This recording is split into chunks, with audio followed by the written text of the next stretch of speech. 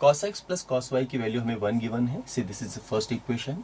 sin x minus sin y की range पता करनी है, इसे हम m अज्यूम कर लेते हैं। लेट अस से this is the second equation. तो हमें m की रेंज मालूम करनी है। अगर हम इक्वेशन 1 को स्क्वायर करें और उसमें स्क्वायर ऑफ इक्वेशन 2 ऐड कर दें, then what do we get? cos square x plus cos square y plus 2 cos x cos y plus sin square x plus sin square y minus 2 sin x sin y is equal to 1 plus m square. इन दोनों को अगर हम add करते हैं तो we get 1। ऐसे ही इन दोनों को ऐड करते हैं तो वी गेट 1। इन दोनों में हम 2 कॉमन ले लेंगे, so cos x cos y minus sin x sin y is equal to 1 plus m square. 1 से 1 यहाँ कैंसिल हो गया है। इस 1 को हम राइट हैंड साइड पे ले जाएंगे, सो 2 इंटू, इसे हम लिख सकते हैं cos x plus y is equal to m square minus 1। cos x प्लस वाई की वैल्यू आ जाएगी एम स्क्वायर माइनस 1 ओवर 2। ना हमें मालूम है जो cos थीटा होता है उसकी वैल्यू माइनस 1 के इक्वल या उससे बड़ी और प्लस 1 के इक्वल या उससे छोटी होती है। तो इस कंडीशन को अगर हम यहाँ लगाएं तो cos x प्लस वाई की जो रेंज होगी वो यही होगी। So we can say that m square minus 1 plus 2 जो है उसकी वैल्यू माइनस 1 के इक्वल या उससे बड़ी और प्लस 1 के इक्वल या उससे छोटी। ये 2 इस तरफ मल्टीप्लाई कर सकते हैं, बिकॉज पॉजिटिव नंबर से मल्टीप्लाई कर रहे हैं, साइन ऑफ इनइक्वालिटी चेंज नहीं होगा। माइनस 1 इधर भी ले जा सकते हैं और उधर भी।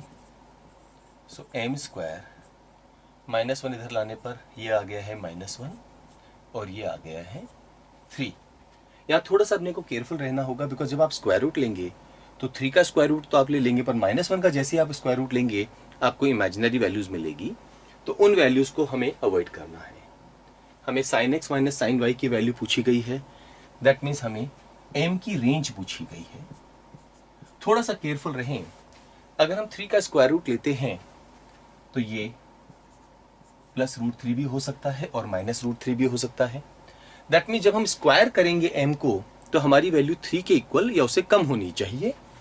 तो ये माइनस रूट 3 से प्लस रूट 3 हो सकता है ना। माइनस रूट 3 का स्क्वायर करेंगे तो भी 3 होगा और प्लस रूट 3 का स्क्वायर करेंगे तो भी यहां पर 3 होगा।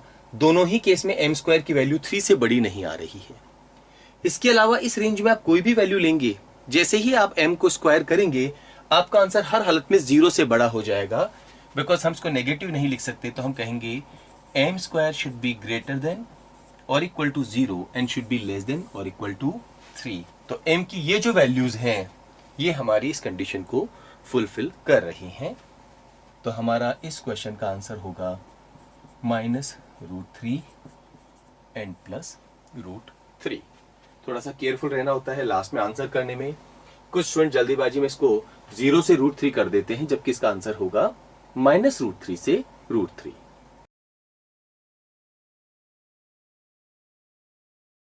हमें sine theta plus cos theta की वैल्यू गिवन है और इस एक्सप्रेशन की वैल्यू पूछी गई है।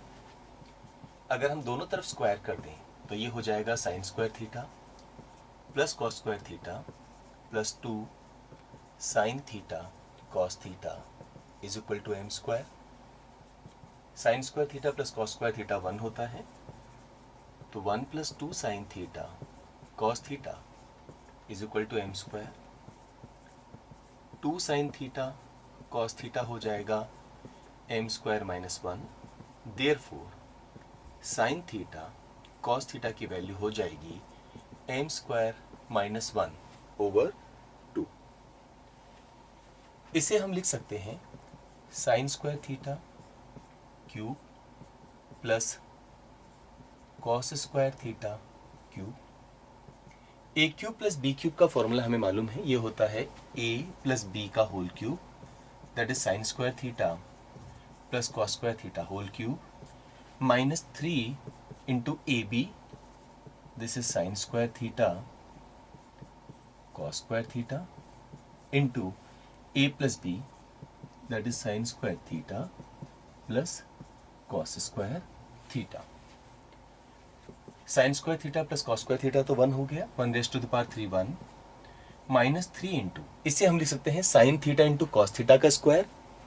Sign theta into cos theta की वैल्यू हमें मालूम है, तो स्क्वायर करने पर यह हो जाएगा m² माइनस 1 ओवर 2 का होल स्क्वायर। और यहां पर ये वैल्यू 1 हो गई है, इसको आगे लिखने की जरूरत नहीं है। सो 1 माइनस 3 इंटू m² माइनस 1 का होल स्क्वायर, और नीचे 2 का स्क्वायर करेंगे तो 4 आ जाएगा। ये आंसर जो है ये हमारे पास एक ऑप्शन में अवेलेबल है, और यही इस क्वेश्चन का हमारा आंसर भी होगा। इस क्वेश्चन को सॉल्व करने में आपको मैक्सिमम 2 मिनट्स का टाइम लगना चाहिए।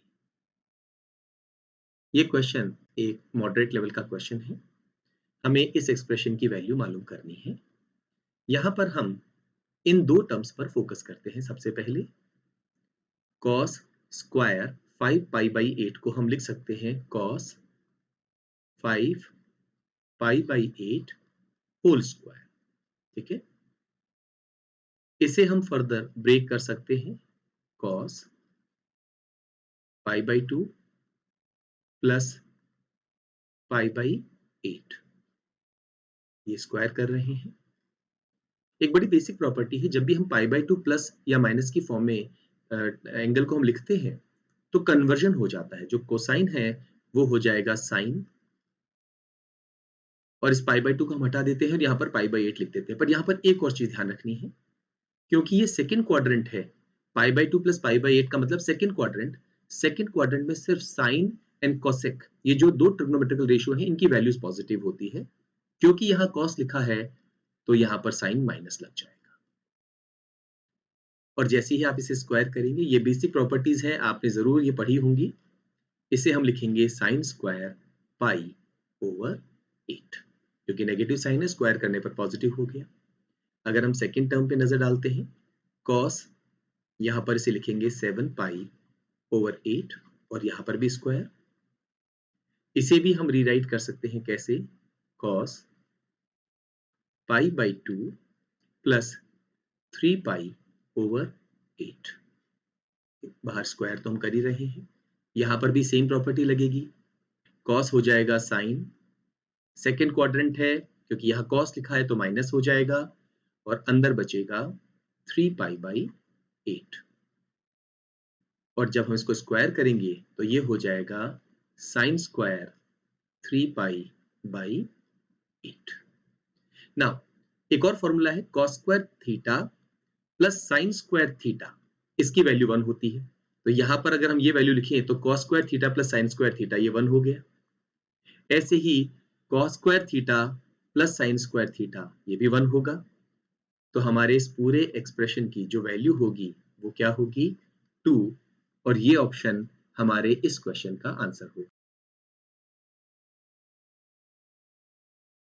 नेक्स्ट क्वेश्चन, ये ट्रिग्नोमेट्री पर बेस्ड एक मॉडरेट लेवल का क्वेश्चन है। ABC of a triangle are in arithmetic progression, angles ABC arithmetic progression में होने का मतलब क्या है, मिडिल टर्म का ट्वाइस बाकी दोनों टर्म्स के सम के इक्वल होता है। और क्योंकि ये हम बात कर रहे हैं ट्राइंगल के एंगल्स की, तो वी कैन से कि इनके एंगल्स का सम 180 डिग्री होगा। अगर हम a प्लस सी की वैल्यू यहां से यहां सब्स्टिट्यूट कर दें तो a प्लस सी की जगह हम लिखेंगे 2b plus b, 3b is equal to 180 degree, therefore b is equal to 60 degree. ना जैसे ही हमने b 60 डिग्री कहा, एक चीज और कंफर्म हो गई कि a और c हर हालत में 120 डिग्री से कम हो। नेक्स्ट हमें कंडीशन दी गई है, sine of 2a plus b is equal to 1/2। ना हमें मालूम है यहां पर ये 1/2 कब हो सकता है, अगर हम 2a प्लस b, ये जो एंगल है उसे या तो हम 30 डिग्री ले लें, या हम इसे 150 डिग्री ले लें। क्यों? क्योंकि हमें मालूम है साइन ऑफ थीटा और साइन ऑफ 180 माइनस थीटा, इन दोनों की वैल्यूज आपस में इक्वल होती है। अच्छा, इससे बड़ी वैल्यू हम नहीं ले सकते, पर याद रखिएगा अगर हमने उससे बड़ी वैल्यू ली तो यहाँ पर a जो है वो 120 डिग्री को क्रॉस कर जाएगा।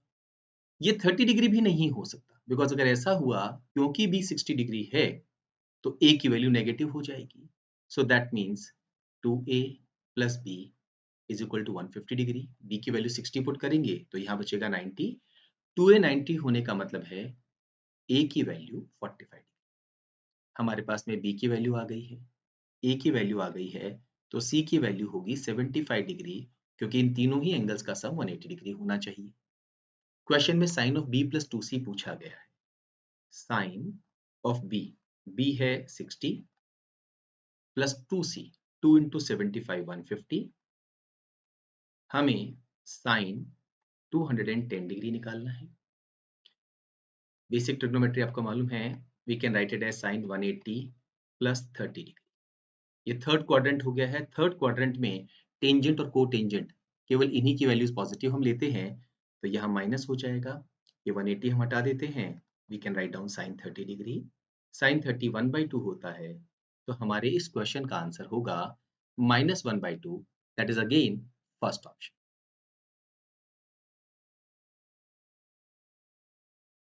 नेक्स्ट क्वेश्चन, ये क्वेश्चन ट्रिग्नोमेट्री पर बेस्ड एक मॉडरेट लेवल का क्वेश्चन है। The set of all real values of p for which the equation has at least one solution is। Question को जरा ध्यान से देखिए। ये 3 साइन स्क्वायर x है, उसे हम लिख सकते हैं 3 into 1 minus cos square x plus 12 cos x minus 3 is equal to p। चलिए इसको और सॉल्व करते हैं।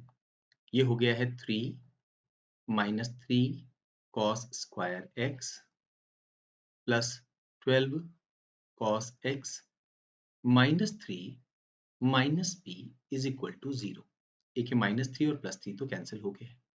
या ये सारी टर्म्स को अगर हम राइट हैंड साइड ले जाते, p को हम यहाँ नहीं लाते, तो ये हो जाता 3 cos square x minus 12 cos x plus p is equal to 0। अगर हम दोनों ही तरफ 3 से डिवाइड कर दें तो we will get cos square x minus 4 cos x plus p upon 3 is equal to 0। क्या हो अगर हम यहाँ पर 4 ऐड भी कर दें और 4 सब्ट्रैक्ट भी कर दें, इससे हमारी इक्वेशन में तो कोई फर्क नहीं पड़ेगा, पर ये पोर्शन हमारा परफेक्ट स्क्वायर हो जाएगा। That is cos x minus 2 का होल स्क्वायर। ठीक है, इन दोनों टर्म्स को हम राइट हैंड साइड ले जाते हैं तो ये हो जाएगा 4 माइनस p अपॉन 3। नाउ अगर हम cos x minus 2 whole square पे नजर रखें, हमें मालूम है cos x की अपर वैल्यू होती है 1 और लोअर वैल्यू होती है -1। अगर cos x 1 हो जाए तो 1 माइनस 2 ये हो जाएगा -1 और -1 का स्क्वायर 1। तो हर हालत में ये 1 के इक्वल या उससे बड़ा होगा। और अगर इसकी जगह हम -1 लिख दें तो -1 एंड -2 -3 और -3 का स्क्वायर करेंगे तो वो हो जाएगा 9। ये एक्सप्रेशन हर हालत में 9 के इक्वल या उससे कम होगा। सो दैट मीन्स यहाँ पर हमें एक रेंज मिल गई है इस पोर्शन की। तो कैन वी से कि हमारा ये जो 4 माइनस p अपॉन 3 है, क्योंकि ये cos x minus 2 whole square के इक्वल है, ये भी 1 और 9 के बीच में होगा including these two values. Solve करते हैं इसको। 4 को लेफ्ट हैंड साइड ले जाएंगे तो ये हो जाएगा -3 माइनस p अपॉन 3। ऐसे ही 4 को राइट हैंड साइड यहाँ ले आएंगे तो ये हो जाएगा 5। 3 को क्रॉस मल्टीप्लाई करेंगे तो -9, ये हो गया -p और 3 को यहाँ मल्टीप्लाई करेंगे ये हो गया 15। अगर -1 से हम इन तीनों टर्म्स को मल्टीप्लाई करें तो ये 9 हो जाएगा, पर याद रखिए इनइक्वालिटी में जैसे ही आप नेगेटिव टर्म से मल्टीप्लाई करेंगे साइन ऑफ इनइक्वालिटी चेंज हो जाएगा। तो -9 इंटू -1 किया तो 9 हो गया, -p इंटू -1 किया p हो गया, 15 इंटू -1 किया तो -15 हो गया, but sign of inequality change हो गया। इससे हमें p की अपर वैल्यू और लोअर वैल्यू मिल गई है। दैट मीन्स हमारे इस क्वेश्चन का आंसर होगा -15 एंड 9 बोथ इंक्लूसिव।